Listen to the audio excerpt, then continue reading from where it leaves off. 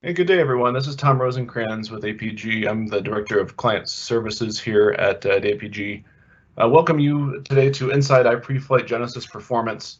Really glad that you were able to join us today, be able to spend some time with us walking through iPreFlight Genesis. We understand there's a great deal of impact of COVID-19 across the world and your respective operations. And on the behalf of APG, and all of our staff, we want to send our best wishes and extend our thanks for you being with us today.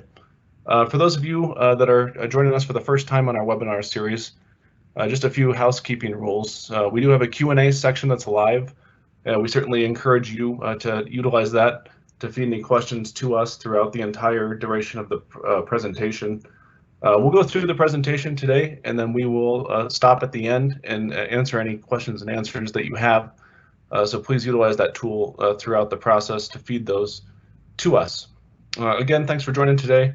For those of you that are either a new customer looking at APG to provide services to your operation or an existing customer, we'll do our best to tailor this presentation to both audiences.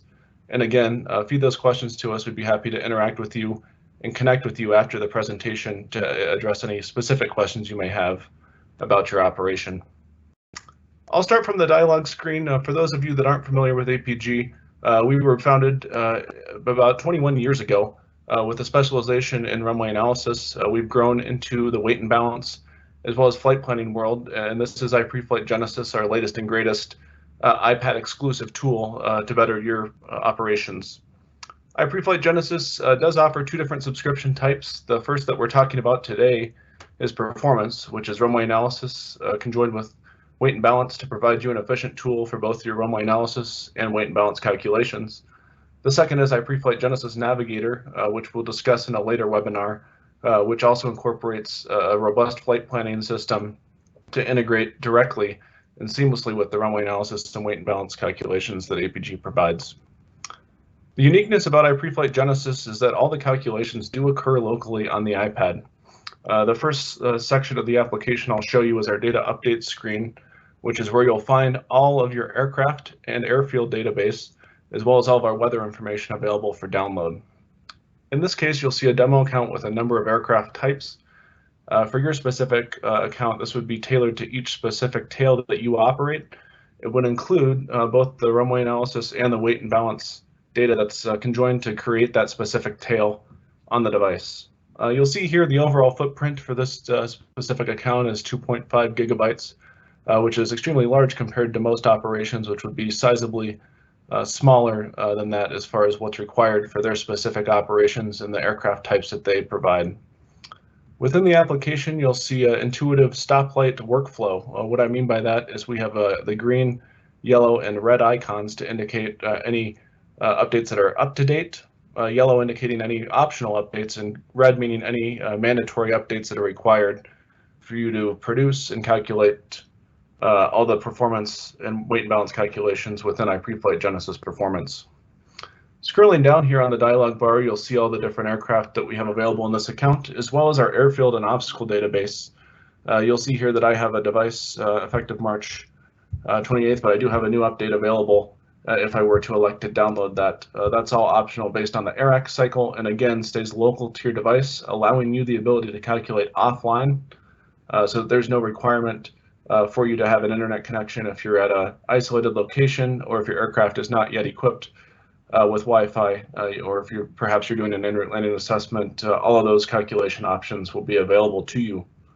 You'd also note that we have historical weather databases available and downloaded onto the device. That's a WSI product that we've commissioned to have available in iPreFlight Genesis, allowing you to do flight feasibility studies worldwide. So that's an aggregated database of all worldwide data that's available for you to utilize if and when you need to do some flight feasibility for flights in the future, perhaps hot and high locations that you're operating to. You can generally get a consensus on what the weather is in the future to utilize in those calculations. You'll also see all the terrain database that we utilize in conjunction with our surveyed airfield and obstacle database that our airport data team maintains and utilizes within the application. I'll navigate to the trip screen, which is where all of the trips are going to be housed for your specific device. This is where you can see a number of different legs that you've prepared In this case, I have a few legs, Aspen to Van Nuys to Boeing Field, already built into the application, and you'll see the trip status. And if you do utilize our iPreFlight Genesis Navigator, utilizing our flight planning, you'll also have the flight plan filing status available there in the trip. To generate a new trip, we put the I+ icon in the top right corner, where we will have the ability to select from the list of aircraft and tail numbers in our account. In this case, we'll select the Challenger 605, and we'll go ahead and start with our departure airfield. Since our last leg was up to Boeing Field, we'll do a trip from Boeing Field, and we'll do a trip down to Centennial near Denver, Colorado. You'll see that utilizing our performance subscription, we prompt you to enter the required fuel and en route burn based on some sort of flight planning provider that you're utilizing currently. Again, using iPreFlight Genesis Navigator, this is automated into the calculation, and we do a flight plan to compute the required fuel and en route burn for you. In this case, we'll say that the required fuel for this trip is 6,500 pounds. Perhaps en route we're burning 5,000 pounds of that fuel.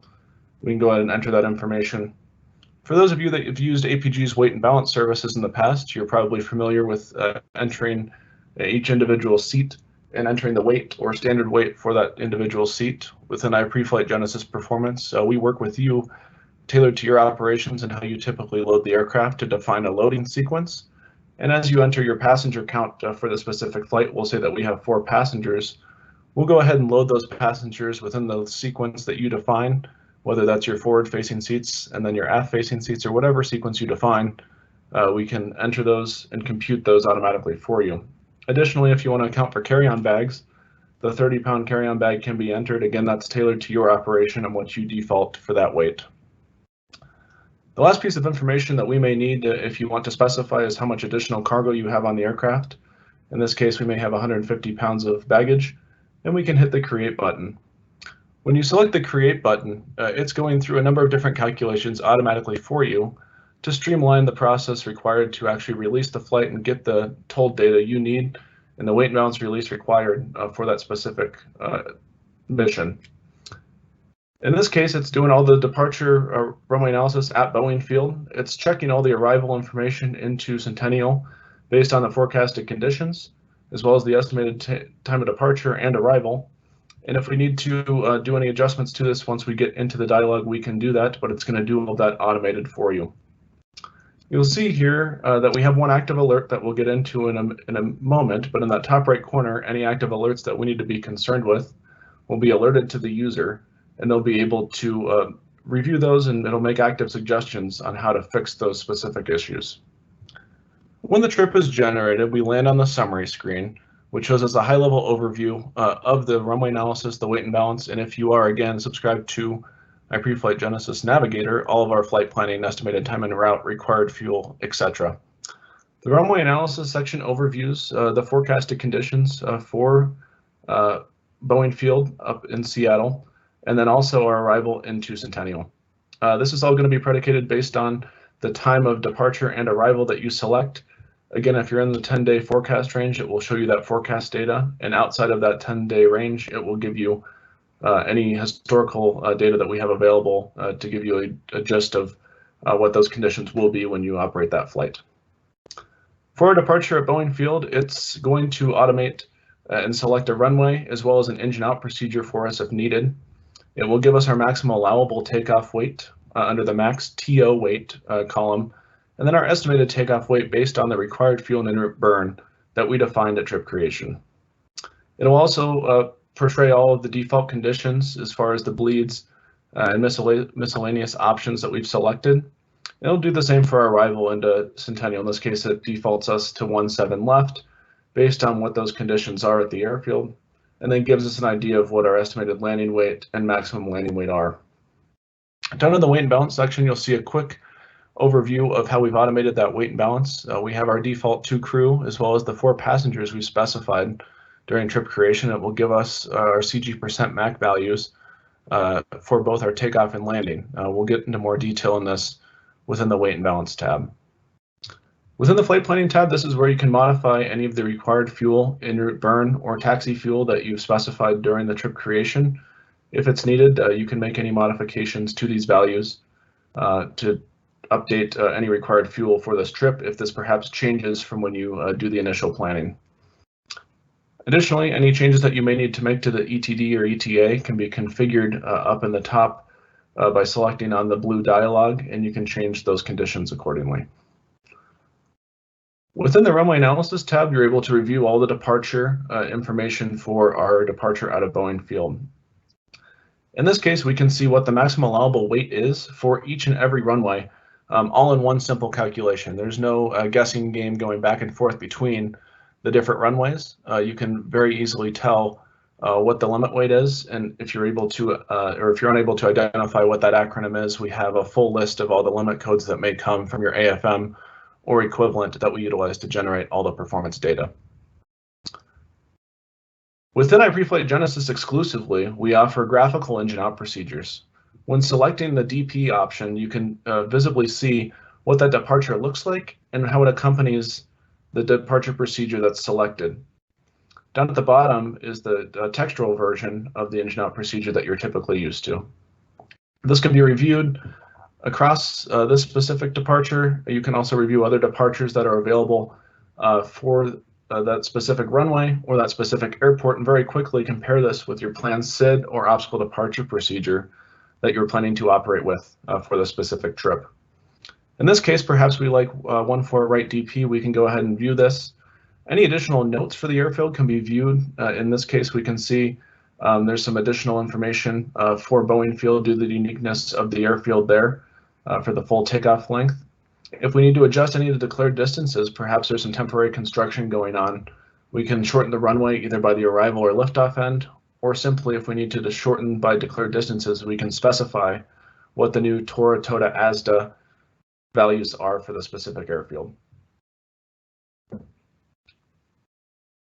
If we need to add any temporary obstacles, we can add this in via the Add Obstacles option. This allows us a few different options to utilize either via a coordinate value, that's a latitude and a longitude as well as a height, a distance, an offset from the runway, or a bearing and distance and location. You can toggle down to see an overview of the airport and the runways at the specific airport. And as we enter in an obstacle, we'll do a distance and a offset. We'll do 14 right. We'll say that we're reading our NOTAMs and we have a distance out of 600 feet. We'll say that it's offset from runway center line by 100 feet. And the height of the obstacle perhaps is 120 feet tall. Perhaps this is a temporary crane and it has a radius of 50 feet as well. And any additional notes that we may need to enter there. When we save the obstacle, we can see that it's selected. And as we close, we can go ahead and see if there's any effect on the takeoff weights. Again, APG maintains and updates a full permanent obstacle database. However, if there are any temporary obstacles, this gives you the ability to enter those obstacles and review them in real time. Taking a look at the map, we can see that this is a very close-in obstacle where that actual obstacle is pinpointed based on the overlay of the airport diagram. We can also, in this process, in this case, there's no NOTAMs currently at BFI, but we can view any NOTAMs that are available for that specific airport.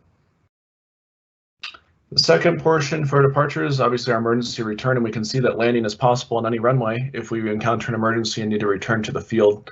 This has all the default conditions set for you with an unfactored landing distance.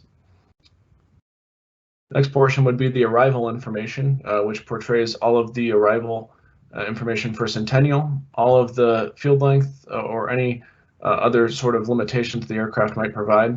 You can view all these, again, all these acronyms by selecting the information icon. The active alerting system within the iPreFlight Genesis performance application allows you to quickly identify if you were to make any mistakes or if there's any issues with the runway selected. For the sake of the example, we'll select runway 28 and we will see that we get an active alert that the actual landing weight exceeds our performance limit weight.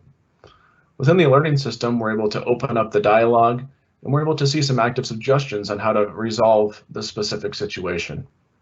In this case, it's suggesting to select a different arrival analysis or arrival runway within the arrival tab, perhaps adjust our fuel, or perhaps reduce our zero fuel weight on the aircraft. In this case, the obvious choice is to migrate to our arrival section and select a more feasible runway for the operations. Additional information can be reviewed via the runway details icon that shows us again all of the declared distance information, runway slope information. And if we're flying perhaps a tricky approach that requires a missed approach climb gradient to be entered, we can specify this using the required missed approach gradient tool.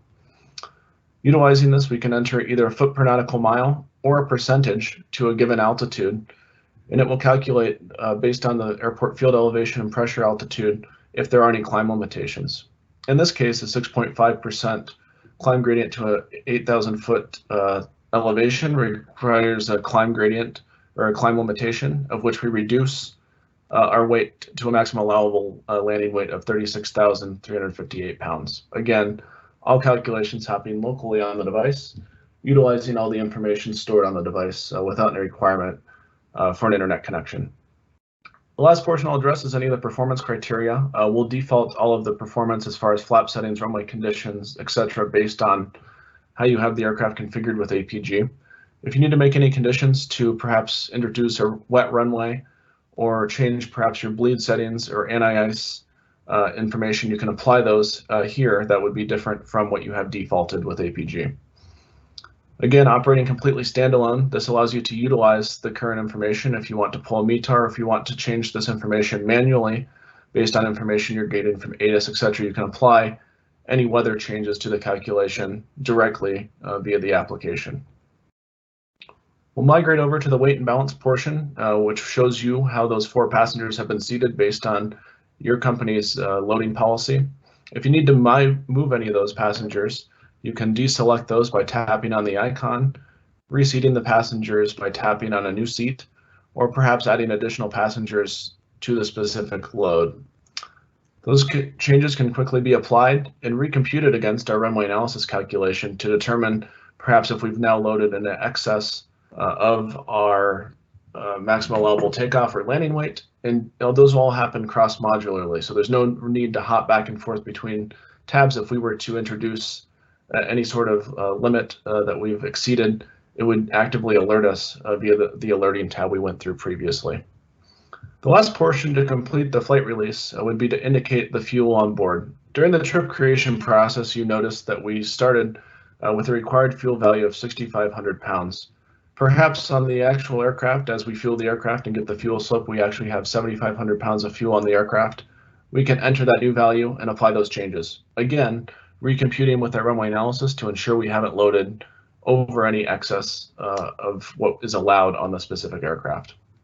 The in-flight envelope shows an overview of the CG envelope of the aircraft as it is standard from the manufacturer. As we'll go into on Friday's webinar, APG does provide services for curtailed CG envelopes in our real-time functionality to protect for things like passenger movement, fuel density variations, etc. We hope you'll take the time to join us for this webinar on Friday. Once we've completed the release, we've verified the CG values, we can migrate back to our summary tab where we now have a quick and easily accessible told card that gives us all the V-speed information, the engine-out procedure that we've selected, along with the graphical version of that, again for additional situational awareness for the pilot, all emergency return information, and all landing information as well. The trip folder houses this document along with the weight and balance release and full runway analysis release. If we need to, within the weight and balance section, we can quickly sign this information as the captain. It will date and timestamp that information, and that'll be available to share via email or via the sharing function that we'll demo shortly.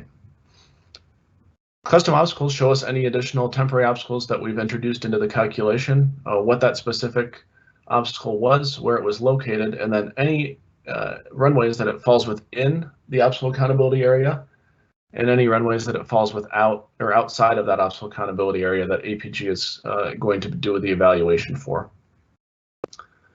Within the departure, emergency return and arrival RWA reports, it shows you plus or minus 3 degrees from the selected temperature and all the different runways for takeoff and landing.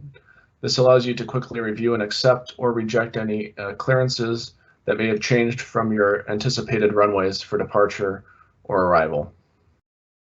All this information is stored and can be shared via any application that accepts incoming PDF or via the email client that's set up on your specific device. This entire trip can also be shared via the share icon on the top portion of the screen in which you can share it to any number of users on your specific account. In this case, perhaps I'm flying with Alex and Amanda. I can go ahead and send this trip to them, and they'll be able to download that trip from their specific device with all the edits that I've made to the trip. They can do that by proceeding to the trip screen and utilizing the shared trips icon to download any incoming shared trips. All of the edits that I've made are stored locally on the trip screen and able to reopen and access throughout the process. You're then able to queue a number of different legs for that specific sequence that you may be flying and access any of those at any time that's necessary. These can be reopened, again, shared and edited so that there's no duplicate work involved if conditions change, passenger loads change, etc. That concludes my portion of the demo today. We look forward to all the questions. If you have not already, please utilize the Q&A section to ask any of those questions that you have for APG. We'd be happy to answer those here. We'll open those up right about now. Please stand by as we go through those and we'll get to the answers to those questions.